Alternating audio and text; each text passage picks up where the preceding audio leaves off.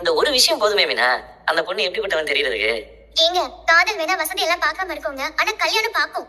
அதெல்லாம் பார்க்கும்போது பாத்துக்கலாம். டேய் சத்யா, நீ போய் தைரியமா சொல்டா, பாத்துக்கலாம், நான் இருக்கேன்டா. தேங்க்ஸ் மாமா.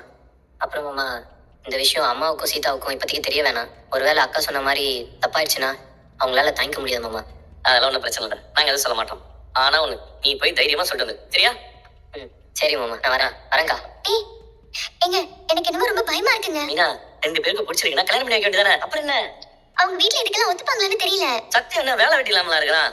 நல்லா படிச்சிருக்கான், நல்ல வேலையில இருக்கிறான், பிசினஸ் ஸ்டார்ட் பண்ற ஐடியா இருக்கு அவனுக்கு.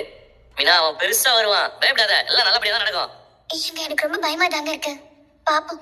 சரி, நான் கடை கிளம்புறேங்க. அப்படியா? சரி, போயிட்டு வா. நீ மத்தியானம் தான் சவாரி இருக்குது, அதுக்கு எதுவும் இல்லை, சும்மா தான் இருக்கணும். அப்ப வீட்டுக்கு போயிடுங்க. வீட்டுக்கு தான் போக முடியாது, நீ தானே மனோஜுக்கு பொண்ணு பார்க்க வராங்க. அதுக்கே நீங்க வீட்டுக்கு போகாம இருக்கீங்க?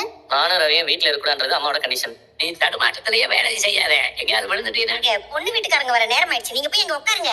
அவங்க வர்ற நேரத்தில் நீ கீழே விழுந்துட்டு நான் உன்னை தூக்கிட்டு ஆஸ்பத்திரிக்கு போனா. வாய் வச்சு சும்மா இருங்களேன், அபசகுணமா ஏதாவது பேசிக்கிட்டு. பாருச்சியா, இப்பவும் நான் உனக்கு சொல்றேன், உண்மையை சொல்லிடு. இல்லைன்னா மனோஜை பிடிச்சிருந்தாலும் அவங்க வேண்டான்னு சொல்லிடுவாங்க. அதெல்லாம் ஒண்ணும் வேண்டான்னு சொல்ல மாட்டாங்க. மனோஜ பார்த்த உடனே அவங்களுக்கு பிடிச்சு போயிடும். உடனே எப்ப கல்யாணம் தான் கேட்பாங்க. பொதுவாகவே ஒரு நல்ல விஷயம்னா சொந்த பந்தங்களை கூட்டி வச்சு நடத்துவோம். ஆனா வீட்டுல இருக்கிற பசங்க மருமக எல்லாத்தையும் வீட்டை விட்டு வெளியே அடிச்சுட்டு ஒரு பையனுக்கு பொண்ணு பாக்குறது நான் இப்பதான் முதல் தடவையா பாக்குறேன். முதல்ல அவங்க வந்து பார்த்துட்டு எல்லாம் செட் ஆகட்டும், அதுக்கப்புறம் எல்லாரையும் கூப்பிட்டு வச்சு கல்யாணத்தை நடத்திடுவோம். நான் சொல்லி என்னைக்கு இதை கேட்டிருக்கேன், பட்டா மட்டும்தான் நீ திருந்துவேன். என்னைக்கு எனக்கு சாபம் விடுறீங்க? நான் எதுக்கு சாபம் விடுறேன்? இந்த ஜாதகம், ஜோசியம், சடக்கு, சம்பிரதாயம் உன்ன மாதிரி எனக்கு இதெல்லாம் பிடிக்காது.